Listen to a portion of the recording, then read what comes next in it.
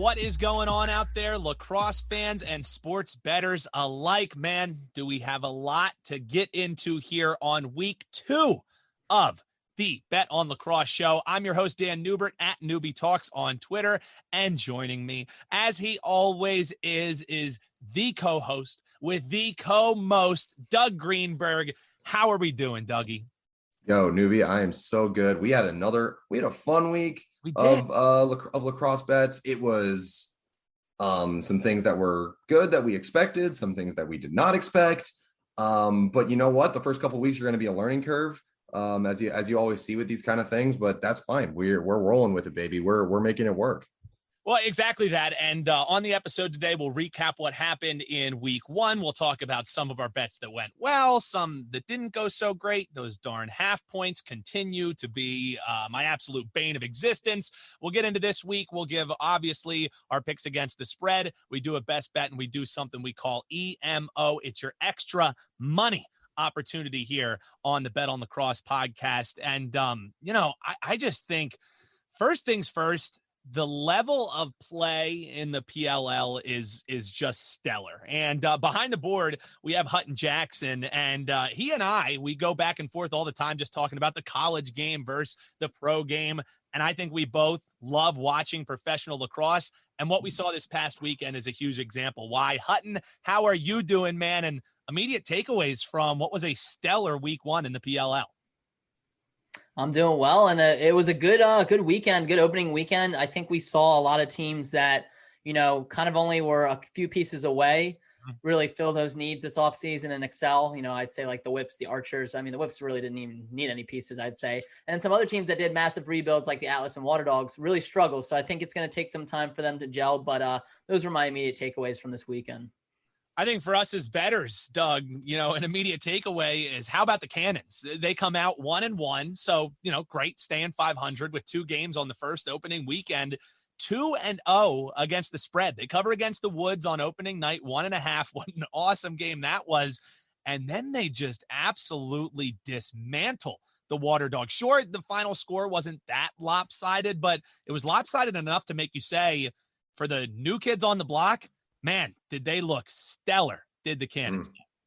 Oh, yeah. And they, Lyle Thompson, as we knew, he looked right at home in the PLL. Looks like he hasn't missed a beat coming over from the MLL. And yeah, really impressive stuff from the Cannons, too. Like, as you mentioned, 2-0 against the spread, made it close against, clearly a very good Redwoods team that went 2-0 straight up this weekend. Very exciting stuff. And, maybe a little Vegas Golden Knightsy. I don't know, man. It's possible. You never know. I mean, they have a really, really good squad. They have arguably the best player in the world. So it's not completely out there to say that they can make a nice little run here this season. Yeah, and of course, you're speaking of Lyle Thompson there. What an absolute pleasure. Of course, it had to be Lyle scoring the first goal of the PLL season. Hey, and like I said, new kids on the block. Well, what was it? It was LFO, I think the name of the group. Their song Summer Girls is where he says new kids on the block had a bunch of hits. And Chinese food, it actually doesn't make me sick. I love a good General Tso's. But we're not here to discuss my favorite Chinese food. We're here to be talking of our lacrosse bets. This is the Pro Lacrosse Show. This is the Bet On Lacrosse Show. So if best bets, I guess, Doug, I'll let you lead off because it's still woes on my side as my best bet.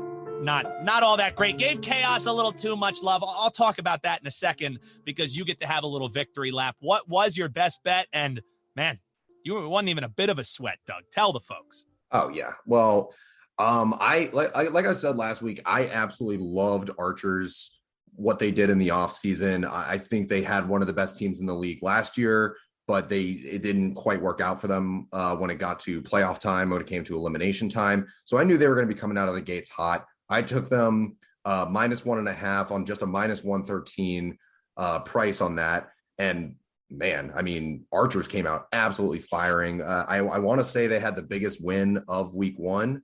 Man, Archers looked dominant, absolutely dominant. And I knew that, and I also had a feeling that Atlas on the other side, we're going to struggle just a little bit. Closest thing you can have to kind of a rebuilding team in the PLL, which, I use that term pretty lightly because of, how young the league is and everything. But yeah, Archers showed they're a real force to contend with this year. I really liked their chances to win it all this year. I thought it was a good one, and sure enough, they rewarded me. So can't complain there, man. Doug cashes the ticket on the best bet. He starts off 1-0, while me over here, I start off 0-1. I really thought the Chaos had it circled that, oh my goodness, we get to get revenge against the Whip Snakes. We were so close. If it weren't for a fourth quarter collapse, people are talking about us as the champions. Man, the Whip Snakes are damn good. It was just utter domination. Sure, at the end, Chaos made it respectable, but really, it was just whips all game long. And luckily, at the end, that's where you start coming back and at least make the final score respectable. But it wasn't even that close in the case of the Chaos. And I already had in my fridge, I had my beers ready to go so I could do the Stone Cold Steve Austin nod to Andy Towers, and my beers will sit in there for the next time I pick Chaos as my best bet. Spoiler alert, it ain't going to be this week, but maybe. I think Doug has a bit to say on that. So Chaos doesn't cover for me. 0-1 on the best bets. That's why we told you in week 1, folks, don't get nutsy. As far as EMOs go, hey, at least I didn't. Hey, flip the script, baby. Yes. Plus 185 to make us profitable, even losing that best bet. Woods minus 1.5 in their Sunday game against the Chrome end up coming through for me. Was happy about that. And the Water Dogs, in your case, Doug, I liked the same exact look as you did. I mean, both of us stay in our against the spread picks over 500. That's great in week 1, not really having much information, but I think both of us were really surprised by what we saw from the Water Dogs. And now really just the question is the health of Michael Sowers. When do we get to see him on the field again? So, I think we were both just on the wrong side of that Water Dogs game, unfortunately, and credit to the Cannons. Yeah. And the thing about that is, a big part of betting is you really got to evaluate your team as much as you have to evaluate the other side as well. And that was something that I think we both overlooked in both of our losses. Is I think you may have overlooked how, like, the Whip Snakes, you don't want to, I personally am like, I'm never stepping in front of the Whip Snakes. They are, they're a train. Hop on the train before it's too late. They're absolutely stacked. I never want to get in front of them. And on my side too, I think I kind of underestimated the Cannons a little bit because, Agreed. Like we said, I think it's easy to count them out because they were the new kids on the block and because, they're new to the league, but these are, it's a team full of veteran players. They're we keep mentioning, Lyle Thompson is one of the best players in the world, regardless of what league he was playing in. So maybe we underestimated them a little bit. I definitely did and missed on the EMO, but it's all right. Cause we each got one pick right. And that's making money if you're playing it right. We're staying profitable, and that is what it is all about right there. So again, folks, coming up on the show, we're going to have our best bets. We're going to have our EMOs, and we're going to go game by game. Last thing on week 1, before we get to the wager woes here, a perfect teaching example, because when I woke up on Saturday morning and I went to check the lines, I saw that not only was my best bet Chaos plus 2.5, and I just figured it's opening week. Why not go with the biggest underdog of the week and hope something crazy happens? The Whip Snakes shut that door closed. Just like you said, you don't want to get in front of the Whip Snakes. Nobody wants to get in front of Matt Rambo when he has a full head of speed coming down. So it's apropos that he, of course, is the star there for the Whip Snakes. But when I woke up and saw that Chaos not only was getting 2.5 points on the spread, it was also plus money. So it's almost like that 2.5, that 2.5 was more like a 2.75, trending towards a 3 as an underdog. And even that, they couldn't cover that. So as steam, as we explained on week 1, was getting hit on the way of the Whip Snakes, that was a telltale sign that my best bet, Doug, was probably in some trouble. And that's really just being able to look at and study market moves, which is really what you do weekly when you're writing your rundown. Yeah, absolutely. And, that's something, it's one of the aspects of the betting game, the betting market, whatever you want to call it, that a lot of beginner bettors kind of overlook is line movement is very, very important. And granted, like, we are recording this show early in the week, so we're looking at close to what these lines were opening at. The lines actually came out last night on Monday night. We're recording on Tuesday morning or Tuesday afternoon, I guess. And so we're about 24 hours from where the lines were released. But what, a big thing you got to track is when the lines are moving and how they're moving and potentially why they're moving. Sometimes it really is just because there's so much public action on one side. The books have to protect themselves and move the line to try and entice people to bet the other side. Sometimes it's not the public. It's just guys who have a lot of money who are very, very confident. Because in theory, the more money you have, the more confident you are in your picks, or you're just, dumb and have a lot of money and rich. I would love to be that. It's definitely something to be careful of. When toying with the idea of placing your picks early in the week, if you're like very, very confident and you think you want to get the best number, which we'll talk about this later, but there's some examples this week where I saw some numbers last night where I was like, interesting. And sure enough, there's been line movements in those directions. So if you think you can get that best number, go for it by all means. But you got to be careful, because sometimes you might think you're getting the best number, but then you take it. And like what happened to you last week, Newbie, is it goes in the other direction. And you're like, oh, well, crap, I could have gotten a better number. I could have gotten a better price on this. Yep. So yeah, it's definitely something to be careful of and something to note going forward. Yeah, and that is why Dougie Greenberg, Dougie Fresh, is here on the podcast. You can find him at Doug Greenberg. Check out his daily column, The Rundown, for some great betting advice and just some macro, some micro stuff as well. Last thing on week one, got to complain a little bit. Half points are just brutal. When you win by a half point, you barely remember it. When you lose by a half point, you stew about it all week long. Luckily, I only played one of the unders because our Wager Woes segment, you can find it drop every Monday at Bet On Lacrosse. Redwoods, they beat the Cannons 12-11, hitting the over 22.5 by that darn half point. And then they continue the trend with their 3-point victory over Chrome. It was 14-11, but that total 24.5. So I get to lose both of those. Great. Isn't that terrific? I get to lose. So much fun, man. Yeah, half points, man. Half points are absolutely brutal. If ifs and buts were candies and nuts, we'd all have a merry bleeping Christmas. And if I could cover a darn half point, it would be a lot better, Doug. How about that? Man, how are you full of these expressions, man? I'm an old. You're just like I'm an old. You're like an encyclopedia for these things. It's incredible. Doug will give you the betting knowledge. I'll give you the one-liners that you can use at dinner parties to make you seem somewhat interesting. So let's get into it this week, folks. We got our totals, we got our lines, we got everything great. And for that, we run down the entire board with the man himself. Hutton, what are the folks betting on this week, man? All right, folks, to start the weekend, you have the Water Dogs playing the Chaos on Friday night. The Water Dogs open up as 1.5-point underdogs against the Chaos, who are 1.5-point favorites. The over-under for that game is 20.5. Then on Saturday, you have the Cannons are 1.5-point underdogs against the Whip Snakes, and the over-under is 24.5. Then later that day, the Atlas and the Redwoods are playing. The Atlas are actually 2.5-point underdogs, and the over-under for that game is 25.5. So pretty high, one of the highest ones we've seen so far. On Sunday, we get the Water Dogs again against the Chrome. The Water Dogs then open up that game as 1.5-point favorites, and the over-under for that game is 20.5. And then the Archers Chaos game, which wraps up the weekend, the Archers are 2.5-point favorites, and the over-under for that game is 24.5.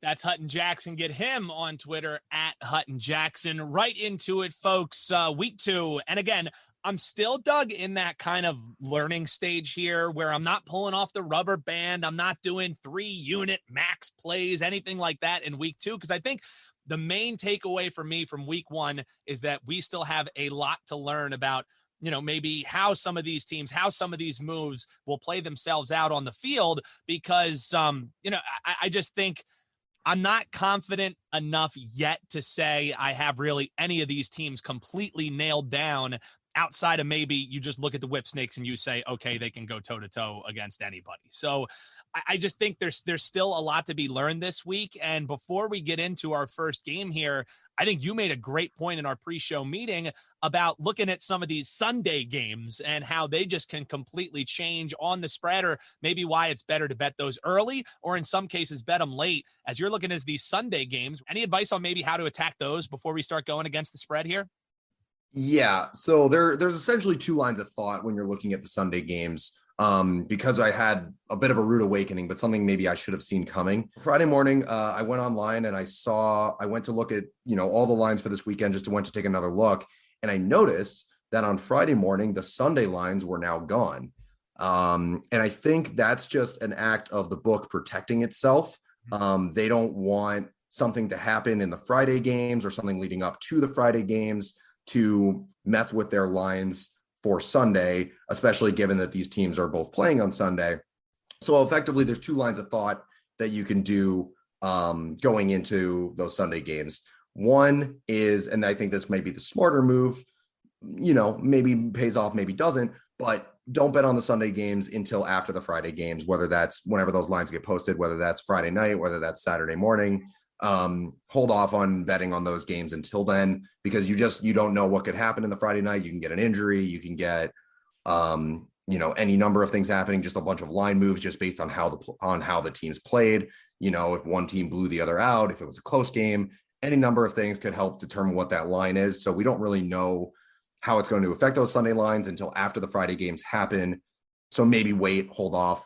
But the other line of thought is that if you really think you're getting an edge going into Friday and you want to take that risk of a player not getting injured or something unforeseen happening that you maybe didn't think of, go ahead and take one of those Friday lines and just hope you end up getting the best number. If I know anything about betting, a lot of the time you're not going to get the best number, but it's definitely something, it's something to consider at the very least before going into those Friday matchups. No, I think it's a great point that you make. And this week is going to be one of those weeks, especially with the two teams. And we'll get into it right here as week 2 picks against the spread. And as Hutton mentioned there, you have the Chaos as -1.5 point favorites on the first game of the weekend. It's Friday at 7 p.m. Eastern as the Water Dogs take on the Chaos. And the Chaos are -1.5. Interesting note, though, speaking of line moves, speaking of how the market adjusts, already in less than 24 hours, we're recording here on a Tuesday, lines come out Monday evening, and the Water Dogs actually opened up as 1.5 point favorites. Now, you're looking at the Chaos as 1.5 point favorites. So that complete line has flipped. Of course, the money line reflects it as well. But the thing is, that can't just be waiting on Sowers and seeing what his health is. I think that line move is massive to see it flipped. And I was a little bit surprised to see the Water Dogs opening up as favorites. Now, full disclosure here, folks, I'll make a pick, forced, I guess, against the spread now that they're getting 1.5 points. If I had to pick, I would go Water Dogs +1.5, but I'm really not rushing to bet either of these teams. I know you have a bit stronger of a vibe than I on this one, Doug, and we'll hear your full take on this maybe a little bit later, but I'm not rushing to bet either of these two teams because I will admit in week 1, these are the two teams that I had dead wrong on my perception coming in. So I want to learn a little bit, and having them face off against each other, one of them has to go 0-2. I don't think either of them want to be in that hole, but that line move scares me. And this was already a game that I was looking to pass. So if I had to pick it, Water Dogs +1.5, but I'm not putting any money on this. This is a sheer pass for me, as a lot of this board this week is. What say you, Dougie? Yeah. I can get into it a little bit later. I think that when I saw this line open yesterday and we looked at it, I was definitely very surprised that Chaos were the dogs here. Just because I think that they have a lot more potential to rebound than Water Dogs do between, Sowers' injury and really just, I thought that Water Dogs were a little disappointing in the way that they played against the Cannons. I think they could have had a little bit of a better showing than they did. Obviously, Chaos, ended up not being able to cover a 2.5 point spread either. But, they still have Blaze Reardon. They still have, Josh Byrne. They still have a really, really potent attack. And I don't know, like they just seem to be trending in a better direction than Water Dogs. I'll give my thoughts a little bit later on the spread. The money log at minus 125 is still playable in my opinion for Chaos if you don't want to mess with the spread. Depends on your personal preference. I generally go up to like 130, 140 when it comes up to prices like that, maybe up to 150 if I feel very strongly about it. But in my opinion, 125 is still playable for the money line. So that's definitely my thoughts about Chaos as of right now. I still have indigestion from my best bet. So I'm not rushing to be betting the Chaos at all. Hutton, be the voice of reason. Where are you looking in this one as the Chaos are now 1.5 point favorites after opening as 1.5 point dogs? What say you, my man? Yeah, I agree with you guys. I wouldn't touch this game at all. Had it been the reversal, if I had gotten in early, maybe I would have gone with the Chaos because I tend to like the Chaos in this game. But again, I don't really want to touch that minus 1.5 with them. I'm staying away from this one. But if you're pulling my arm and twisting my arm, trying to get me to pick, I'd go Chaos minus 1.5. There he is, Hutton Jackson. We'll move on to Saturday, where this, Doug, could be the game of the weekend. I cannot wait for this one. I'm so excited that the Cannons are really off to this strong start, and I hope that it continues. Unfortunately for them, they have one of the toughest ways to start the week, or start the season, rather, because the Cannons have 2 games, week 1, and now what's their reward for having back-to-back, Doug? Why not play the back-to-back champions? The only champion the league has ever known, the Whip Snakes. The Whip Snakes are 1.5 point favorites as the Cannons look to continue to be that little shocker. Now, this game is going to be nationally televised at noon. And it's nationally televised for a reason. This is the litmus test for the Cannons. I know it's early in the season. Now, I'm not surprised, as I kind of said earlier, the Cannons came out of week 1 being 1-1 because the talent that they have is indisputable. I'm not surprised that they have a 2-0 ATS record because with the way that they're built, they're not really going to be getting blown out by many people. Now, I am surprised that they just dominated the Water Dogs. Paul Rabel looking like he's turning the clock back. But as far as we're talking against the spread here, the Whips just dismantled the Chaos. And I don't know if that was more the Chaos being disjointed or the Whips really that much better. Are they really light years better? I'm not sure. I think it's so tough to call in this one. So another one that I'm probably not going to be getting nutsy on, but I'll do it again. I'll be the guy. Tweet at me at Newbie Talks that I'm clueless. I'm fading the Whips again. I'm going to regret it, but give me the Cannons plus 1.5. What say you, Doug? All right, cool. So in our pre-show meeting, I originally made Whips minus 1.5 my best bet. Yeah. I'm changing my line of thinking on that. I still like the Whips minus 1.5, minus 113, as I mentioned, because there's two things I learned literally just from us talking on this podcast right now. One is that, like I said, don't want to ever step in front of the Whips. I won't do it. I won't bet against the Whips because I'll be the one on the podcast that will sound stupid every week betting against the Whips. I got your back, Doug. Listen, man, if you want to get blown up by them for our entertainment, I appreciate that very much. I'm personally not going to do it. That team scares me too much. They give me nightmares. So I'm never going to step in front of them. So obviously, if I'm taking one of the sides on the spread, I'm taking Whips minus 1.5 at 113. I think that's a really good price. However, it's not my best bet anymore because the other lesson I learned from early in this conversation was I'm not stepping in front of Cannon. I'm not underestimating Cannons anymore. Because Cannons are just, like I said, they came out better than we would have expected. And for all we know, they could really pull out a shocker and take down Whips, but it's just too early to tell with them. I'm probably not going to feel comfortable really betting on Cannons until halfway through the season or so. Got to see a little bit more from them, but I definitely do like Whips at minus 1.5, minus 113. Hutton, tell the folks how crazy I am for fading the Whip Snakes. Again, I'm probably going to pay for it, but who doesn't love an underdog? Am I as dumb as I feel right now, Hutton? Thanks for being the martyr, because I'll never bet against the Whips as long as they keep winning. They're continuously undefeated for, 400 plus days at this point, haven't lost since 2019. So I might not even comment on the rest of these games. I think the Cans are going to give them a good game. Again, they have Lyle Thompson. I think the matchup between Lyle Thompson and Rambo's team is going to be an interesting one. But yeah, if there was one game I had to pick, don't get bet against the Whips.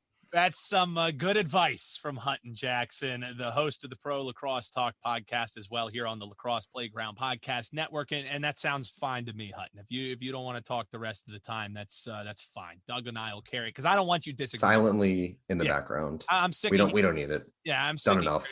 I'm sick of hearing him disagreeing against us. So yeah, your mic is muted. You're the producer, but I muted the mic. All right, folks. Next game, we'll keep on rolling here, and I'll give my thoughts because Doug is actually going to be having his best bet coming from this game, and it's 3:00 on Saturday. It's the Redwoods minus 2.5 point favorites over the Atlas, who also, really tough showing. They just got absolutely shellacked by the Archers. Now I'll get into the Archers a little bit later because I honestly, I'll be honest. I think Atlas is kind of getting a little bit unfairly viewed because I don't know who would have been keeping up with the Archers on Saturday night when they looked like Goodnight Robichaud from the Magnificent Seven. Like they legitimately could not miss. So I don't really think the Atlas were as bad as they looked, but I do think they have a lot of growing to do because I think they're really missing the fact that Jeff Teat still has that giant question mark. When are we going to see him on the field, if at all? I think he would be a major boost for this offense that really just kind of lacked identity. Now, in the other case, the team that they're facing, who's 2.5 point favorites, the Redwoods, unscathed. Despite having 2 games, the Cannons gave them all they could handle. They came out of opening night with a win despite not covering the spread. And then they just answer back by, covering and putting a nice stamp on the Chrome. So I think the Redwoods are the team that I thought coming in. This was the one team that I maybe did have a read, but on this one, and I'm looking forward to hearing your take on this game, which will be coming a little bit later here in the show, because I just don't know with them being 1-1 against the spread. I know that the Atlas, the whole entire narrative is this team is going bad and in a bad direction. They're just as struggling as they were this past season, but with 2.5, the Redwoods were close to not covering that against the Chrome, who I view a little bit better than the Atlas. So Doug, again, I don't feel good about it. And folks, I don't feel good about this whole entire board, but I'm going to go Atlas getting the 2.5 in this game. And I'm looking forward to hearing Doug's take because I think he has a little bit stronger of a feel on this game and a little bit stronger of a vibe. I think the Redwoods could cover that 2.5. I just don't know if I've seen enough through 2 games to warrant them laying near 3 points. And as far as the total goes in this one, Doug, I don't know if you have any thoughts. I'm staying away from Redwoods totals. My heart can only take so much when losing by another 0.5 point by the Woods. So anything on this total or any other the games that we covered so far, it's 25.5. It seems a tick high to me, but the unders have burnt me 2 straight weeks or 2 straight games. I'm not going to do it again, though I would lean with the under in this game. Yeah, this is high. What I always like to say about totals is if it's high for a reason. If it's low for a reason. Yep. And some people, again, some beginner bettors will look at lines like that and be like, well, 25.5, that's so much. Like, there's no way. And then, like, of course, they drop, 14 and 12 goals or whatever. So yeah, it's a little tough to say. The under obviously has the juice right now, which implies that, maybe it is a little too high. So I don't know about this game. This one's a little bit hard to read. You can see where all the scoring would be coming from. Obviously, 2 pretty good offenses, but I don't know. It's a little tough for me to say right now. So I'd probably stay away from that one. I will say, going back actually to a game we already talked about. Yeah. And again, this is kind of in that same vein of it's low for a reason or whatever. Yeah. The first game, Water Dogs Chaos actually had one of the lowest totals of the week. I think maybe the lowest total of the week. It opened last night at 19.5, and it's actually come up to 20.5. That indicates a little bit of movement, sharp movement, whatever you want to call it. And the reason why it's so low is because you're looking at Dylan Ward and Blaze Reardon in net, which fun storyline. Dylan Ward was backing up Blaze Reardon last season. So obviously that's a fun storyline, and you can make this argument that it's going to be a goalie battle, but I don't know. It feels a little too low. And when I saw it, I was just like, I get it. Like, I understand that, you got 2 extremely talented goalies in net, but Chaos's offense is really, really good. I think Water Dog's offense should show a little bit better than they did last week. So like 20.5, it started off at 19.5 and that quickly went up to 20.5. And I wouldn't be surprised to see it climb a little bit more before Friday. So that was the only total that really caught my eye right off the bat. I haven't really thought about the other ones as much, but yeah, definitely an interesting range of totals here. There's literally nothing right now in the range of between 20.5 and 24.5. It's just a wasteland in the middle. Yep. It's either real high or real low.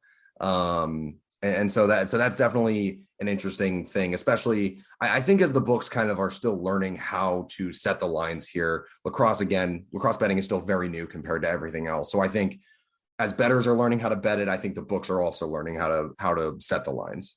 Yeah, right there with you. And we're all learning together, and that's what Bet on Lacrosse is all about. We move to the Sunday slate where, despite the Water Dogs becoming underdogs against the Chaos, they're still favorites. Dogs who, as we said last week, Doug, are not dogs as they take on Chrome, which I'm a little bit, I guess, surprised at the fact that the line completely flips against the Chaos. Clearly, people may be worrying about that injury for Wolf for the Chrome, and how does that affect them moving forward here? But 1 p.m. Eastern time on Sunday, you got the Water Dogs as -1.5 point favorites taking on the Chrome. Over under another low one at 20.5. Where are you looking in this game, Doug? I mean, I love Chrome. I think that because they were, the worst team in the first season of PLL, I think that they catch a lot of flack for that reason. And obviously Water Dogs was the expansion team last year. So it's definitely a strange matchup of sorts, but I kind of like Chrome. I wouldn't lay 230 on a +1.5 spread, but if I had to choose one, that's the one I'm taking. I just can't trust Water Dogs right now, especially, as we talked about with Sowers potentially being out. But playing Chrome at -108 to win, I don't hate that at all. I think that it's a pretty good play. I don't love it, but if I had to take something in this game, I'd probably be looking to Chrome and maybe the under too, because, it's not that these are bad offenses, but again, this one feels like low for a reason, but could actually stay low because of the read that the books had on it. So in terms of the total, that's my thought there as well. Yeah, I think you also see that the Chrome, after being one of the worst teams defensively last year, has put a much better focus on that. I'm looking at this game kind of the similar way. I think the biggest question mark for me coming into this week is around the Chrome, and it's around the Chaos, because they're both dealing with that same distraction. You know what I mean? We didn't really mention it when doing the rundown, but all lacrosse fans know about the distraction hanging over what otherwise was a terrific weekend, where the weekend brawl that apparently ended like that fight scene in the interview when Seth Rogen gets like his finger bit off in the control room. Deep cut reference there, folks, where everybody's talking about that instead of mentioning the fact that the Chrome, sure, they lost to the Woods 14-11, but there was a lot to like about that loss. It's hard to say it was a good loss. I hate when people say that in sports betting, but Connor Farrell, aka Long Island Thor, ends up making the boy wonder TD Erlin not look bad, not even look subpar, but he makes him look human, which was not the case on last Friday evening. Also, you're looking at new faces on that offense like Ryan Terafenko and Jackson Morrill, who both found the back of the net and look like they'll be solid contributors. So while I'm not laying -230 to do it, I think Chrome +1.5 is definitely worth a look, and completely echo those sentiments about, I don't even think I would have to hold my nose to bet them at -108. I could totally see Chrome taking down the Water Dogs, especially while I'm not going to bet this yet. If this line is still looking the same come Sunday morning or Saturday evening when this line opens back up after the Friday games, I could totally see Chrome making it onto my board either at that +1.5 or just straight outright on the money line too, Doug. Yeah, and the thing about that is, and what we mentioned at the beginning, is that I think this one you're definitely going to want to have to wait through the Friday games, because I don't know. I can't get a good read on Water Dogs right now. We mentioned it last week. I really liked them coming into the season. I thought they were going to have a nice bounce back. Didn't look great in week one. So it'll be really interesting to see how they respond on Friday night. We're still waiting on the status of Michael Sowers, obviously. So I would definitely wait until after the Friday games to bet on this. Frankly, Chrome might end up being favorites after this, depending on what happens on Friday night. If you want to but that's the thing, if you feel very strongly about Chrome and you really think they're going to win this game, regardless of what happens Friday, then I'd look at them on the -108 money line. That could end up being the best price that you're going to get on them. But on the flip side, it could go either way. Either Water Dogs will look great. That'll shoot their value up going into the Sunday matchup, or they'll look terrible and Chrome suddenly will be favorites. And then you could actually grab them on the -1.5 spread for some plus money if you really felt strongly about them there. So there's a lot that could happen. I personally would probably wait until after the Friday games to bet Chrome. But they're definitely a really intriguing option here. And for all we know, maybe our opinion will change a lot about Water Dogs after Friday. It very well could be. And then that will be that will be reflected in the prices that we're going to end up seeing. So you may end up with a better price on Chrome. So I completely agree. You got to wait through Friday to really bet these Sunday games. However, I may have a little bit different of a vibe coming in the 3:45 game on Sunday. Last one we're going to preview before we get you our extra money opportunities and, of course, our best bets as well. It is the Archers, 2.5-point favorites, -125. Worth mentioning that it was +105 if you wanted to hit it last night when the lines opened, or wanted to hit it on Monday night when the lines opened. Archers 2.5-point favorites over the Chaos. We're looking at an over-under of 24.5. My best bet comes from this game, so I'll let you let the folks know what you're looking at here, Doug. Totally, man. Such an intriguing matchup. You want to talk about teams that I don't want to step in front of right now? I'm not stepping in front of Archers for anything right now. I mean, this team looks like an absolute wagon. Like I said, I think they have one of the best offenses in the league, potentially the best offense in the league. They were absolutely humming this past weekend. They just have so many good pieces, lots of good fundamental pieces. I definitely think that this is a really, really intriguing option. Looking at Archers, on the spread -2.5. There's a reason that they're 2.5-point favorites. They look fantastic. Yep. Chaos did not look as fantastic, but again, we'll see what happens with them on Friday night. You never know. And then just also looking at the total, another high for a reason one. This is 24.5. It's actually not the highest of the week. It's the second highest of the week. And you're getting plus money at 24.5. And I don't hate that either. Like, I get that Blaze Reardon's in net. Adam Gittleman looked pretty good, but I think a lot of less experienced bettors are going to look at this 24.5 and be like, whoa, that's so high with those goalies in there. But I mean, look at these offenses. Like I said, Archer's one of the best in the league. Chaos still has an extremely potent offense themselves. I understand why it's this high. And right now you're getting that over 24.5 at plus money. It's kind of worth a look. I kind of like it right there. Archers could hit that over by themselves if they shoot the same way that they did this past weekend. What an impressive showing. I'll give my take on that game coming up after a quick little break here on the Bet On Lacrosse podcast. He's Doug Greenberg. I'm Dan Neubert. Stay with us here, folks. We're back here on the Bet On Lacrosse show. Dan Neubert at Newbie Talks on Twitter with the co-host, with the co-most, Doug Greenberg. Get him on Twitter at Doug Greenberg. Time for the favorite part of the show for everybody. Simply the best. Thank you, Tina. We are simply the best. Well, last week, my best bet was not better than all the rest. Looking to go 1-1 at least. My best bet this week is Archers -2.5.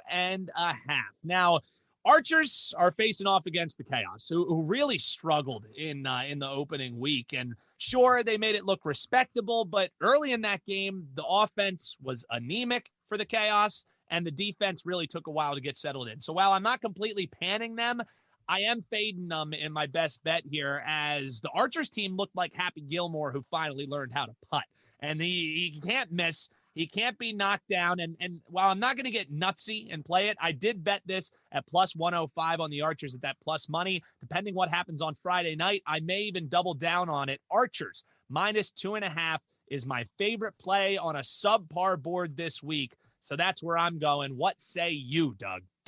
All right, man. My best play this week, my best bet is Redwoods -2.5, which is currently listed at -121. And that's especially noteworthy because this line, when we looked at it yesterday, opened at +120.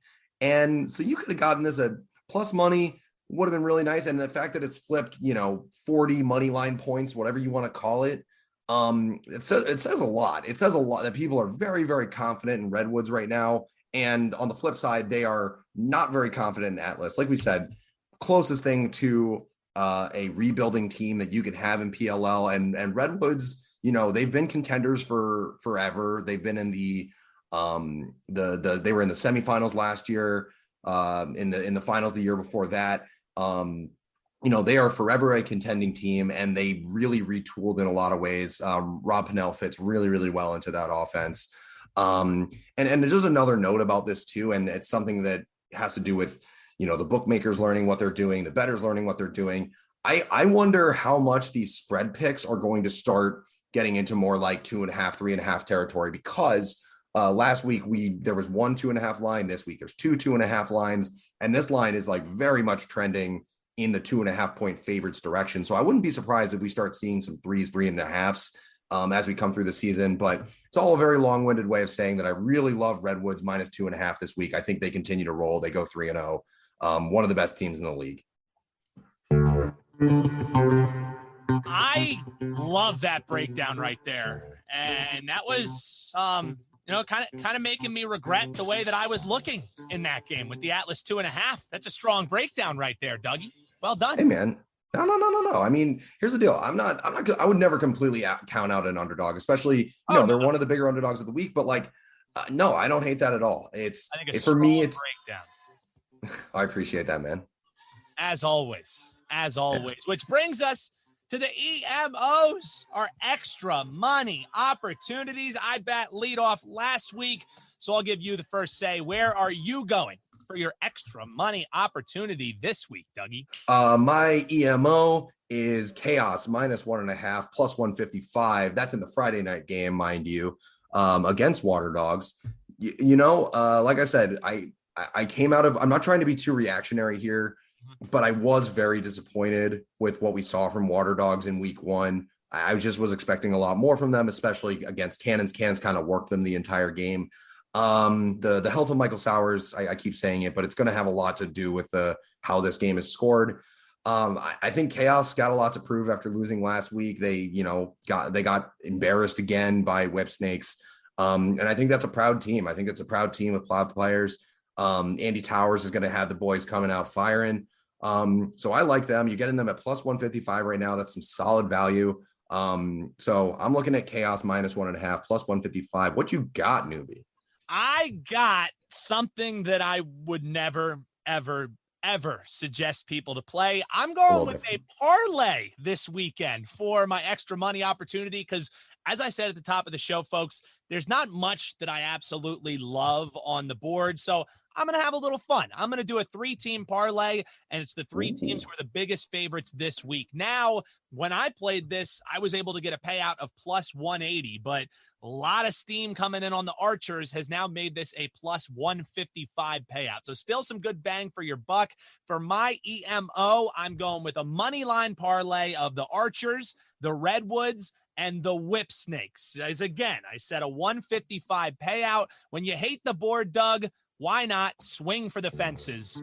Give me, I love that, Archers, Redwoods, Whip Snakes, money line parlay. That's my EMO, Dougie.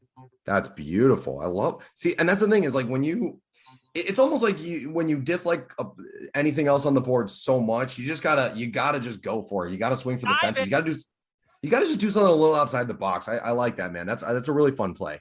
The EMO, the triple man up, as I got the 3-team money line parlay, which makes that a wrap for us. We want to remind folks, you can be a part of this discussion. You could hear your voice on this podcast you're listening to right now if you join in on our money line hotline. it's up and running. So you can call in, you can ask us for some betting advice, you can give some advice your own, you could break down your most recent wager woe, anything. We would love to hear from you. Just visit the link in the description. And of course, be sure to check out my betting preview article. Comes out every week at lacrosseplayground.com. If you want some more betting content beyond just lacrosse, you can always check out Doug's betting newsletter. It's called The Rundown, and you can get him on Twitter at Doug Greenberg. Folks, make sure you subscribe. Would love to see some reviews. Let us know what we're doing right, what you'd like us to change, and make sure you're sharing this pod with all your betting friends, with all your lacrosse fans, and join us every week as we bet on lacrosse. And what do? We make some money, folks. That'll do it for us. For my co-host, Doug Greenberg, for our producer, Hutton Jackson, I'm Dan Neubert, and we'll talk to you next week, hopefully in the green, folks. Have a great week.